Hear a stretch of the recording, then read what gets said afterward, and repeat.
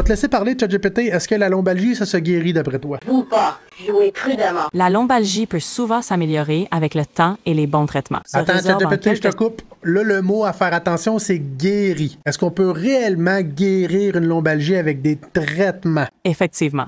Guérir peut être un terme délicat. Jouez prudemment. Pour beaucoup, la lombalgie peut devenir une condition chronique, à gérer plutôt qu'à guérir complètement. L'objectif est souvent d'atténuer la douleur, améliorer la fonction et éviter les récidives, plutôt que d'espérer une guérison totale. Peu importe c'est quoi qui est la cause de votre lombalgie, il faut prendre en considération que la majorité des épisodes de douleur au dos sont non spécifiques, fait qu'il n'y a rien de déplacé, il n'y a rien de coincé, il n'y a rien d'endommagé, il n'y a rien d'inflammé. Il y a des composantes tissulaires qui ont été surchargées, soit par une combinaison de facteurs psychologiques ou mécaniques, il y a eu une surcharge et le bas de dos s'est mis en mode protection. Ça a commencé par de l'inconfort, les douleurs se sont installées, donc on a de la difficulté à bouger, à se pencher, à faire du mouvement. Cette douleur-là, ça veut pas dire qu'il y a quelque chose de blessé qui doit être guéri. Ça veut juste dire qu'il y a des mécanismes en place par le cerveau puis prévenir qu'il y ait des réelles blessures dans cette région-là. Si par exemple le bas de dos est à cause d'une hernie, donc une lésion envahissante du rachis, dans la région lombaire qui crée de la douleur au bas de dos avec des déficits neurologiques, perte de force, perte de réflexe, perte de sensation, le corps va guérir l'hernie,